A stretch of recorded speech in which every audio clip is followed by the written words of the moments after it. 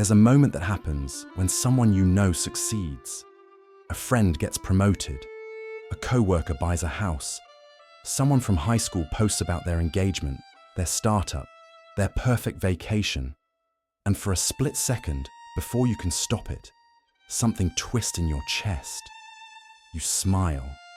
You like the post. You say congratulations.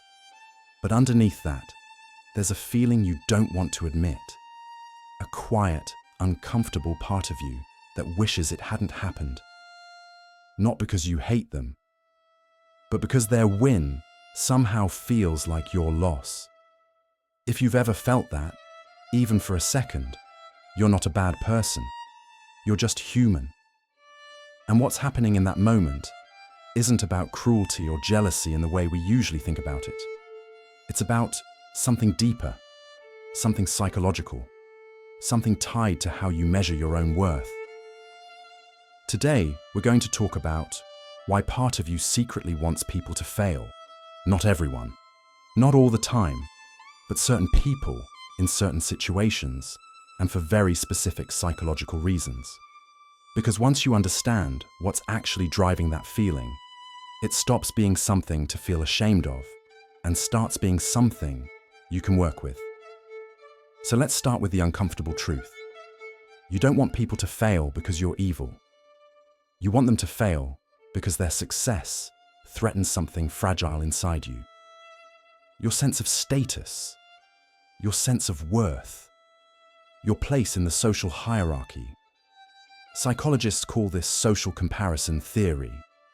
It's the idea that we determine our own value by comparing ourselves to others. And while it's not purely biological, it's deeply learned and constantly reinforced. Your brain is scanning your environment, asking who's ahead, who's behind, where do I rank, am I safe, am I valued, do I matter? And when someone in your peer group succeeds, especially in an area you care about, your brain registers it as a threat, not a physical threat, but a status threat.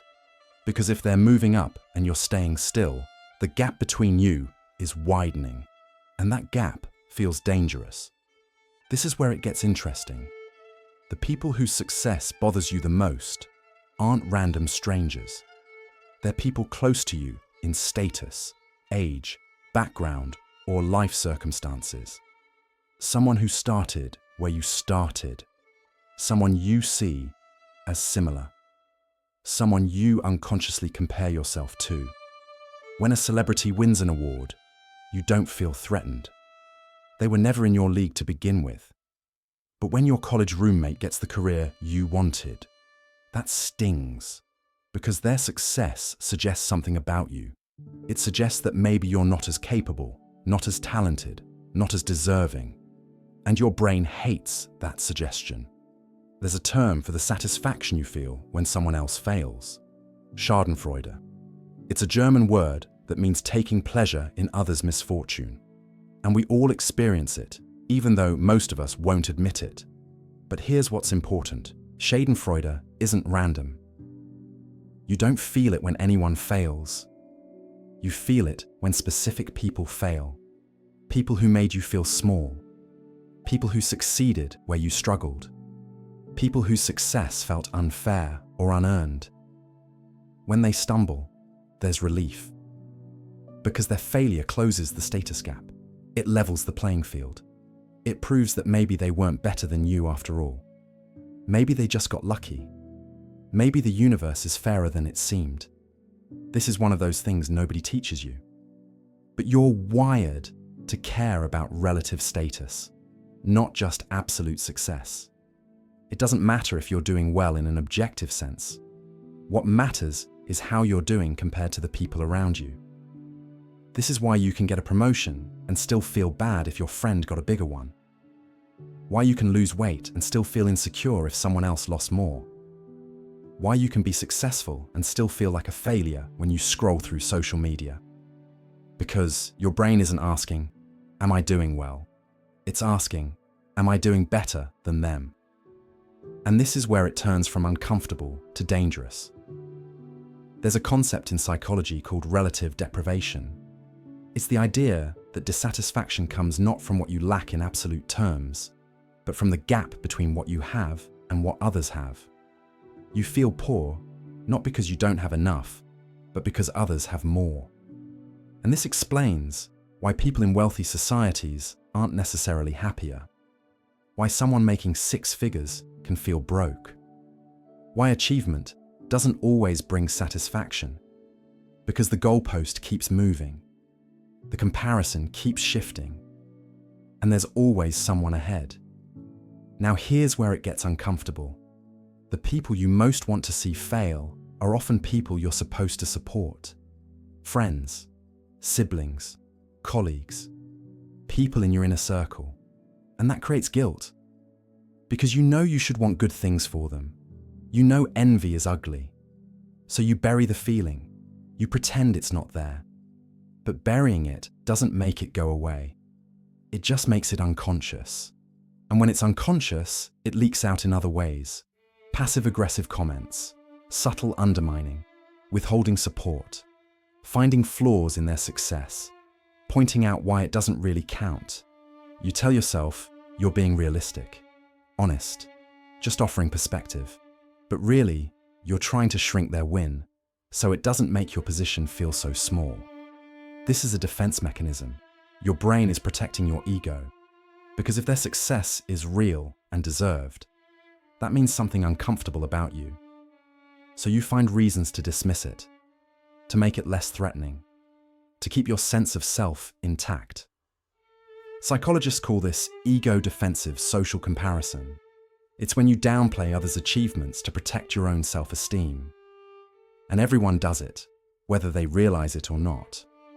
There's also something called the zero-sum bias.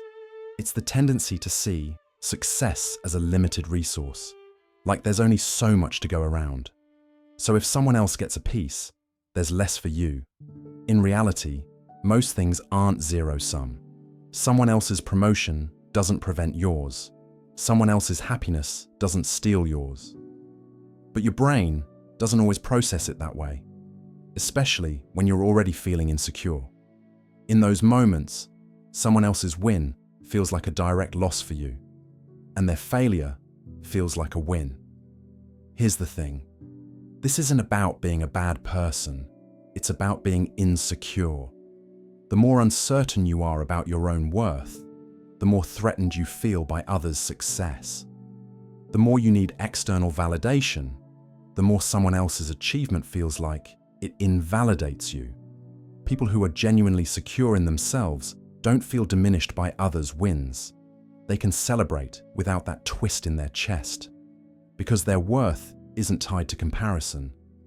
It's internal, stable, not dependent on where they rank. But most of us aren't there.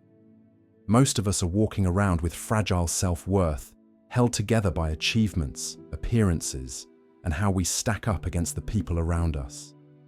And that fragility makes us vulnerable, makes us defensive, makes us secretly hope that others stumble so we don't feel so far behind.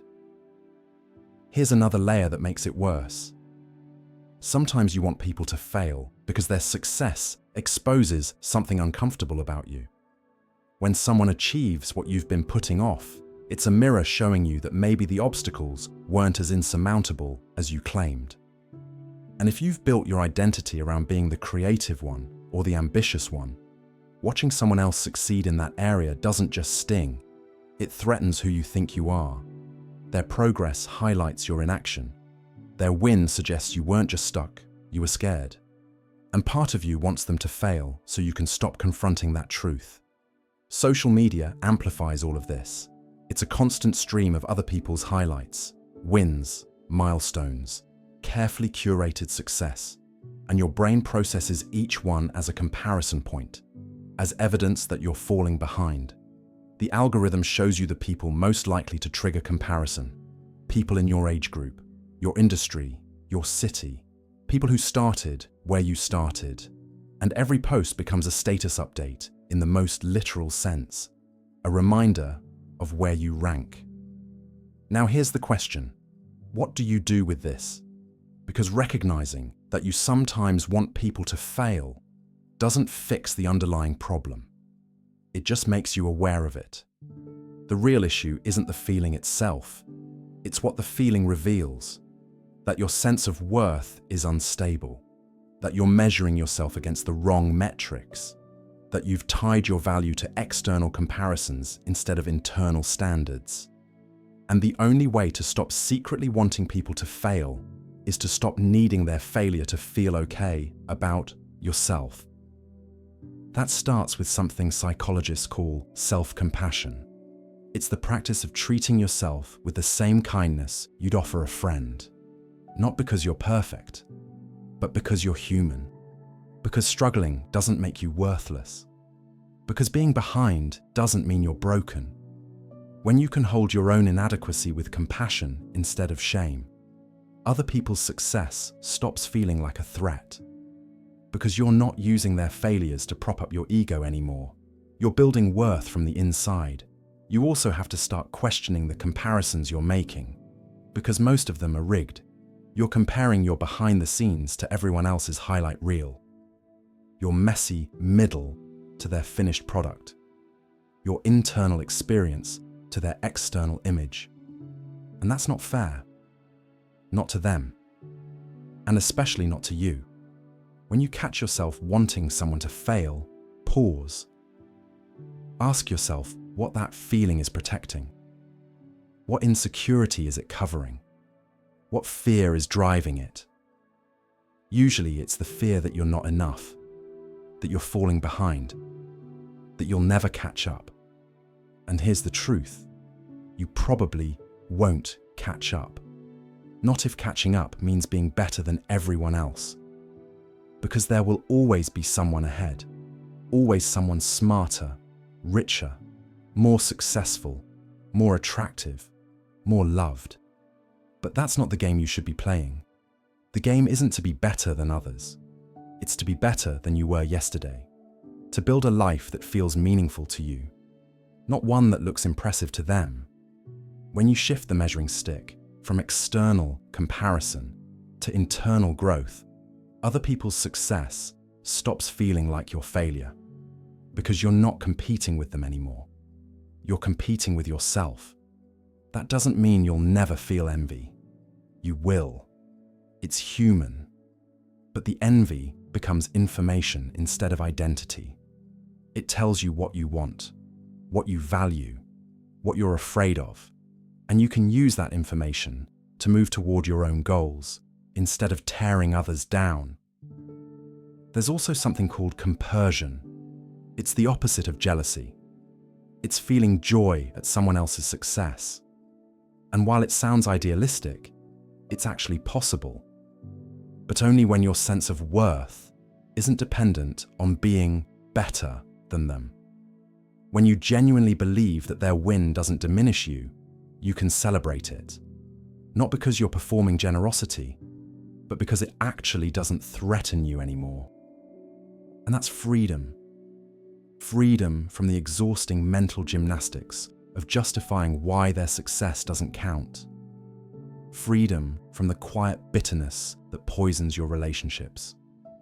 Freedom from measuring your worth by where you rank. Here's what most people don't realize. The desire for others to fail doesn't just hurt them, it hurts you. Because it keeps you focused on the wrong thing. On their progress instead of yours. On their stumbles instead of your steps. Every moment you spend hoping someone else falls is a moment you're not spending building your own life. And ironically, that keeps you exactly where you are. Behind. Bitter. Waiting for everyone else to fail so you can feel okay. But you don't have to wait for them to fail.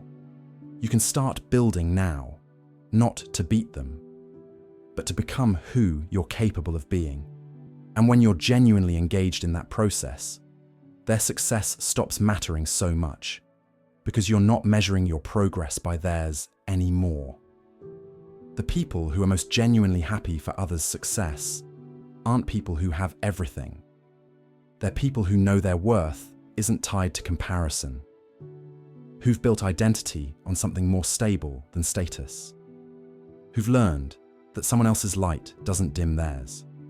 And you can become that person, not by pretending you don't feel envy, but by understanding where it comes from, by building worth that doesn't depend on others' failures, by choosing growth over comparison. Because at the end of the day, the secret desire for others to fail isn't about them. It's about you, about the worth you haven't built, the security you haven't found, the life you haven't started living.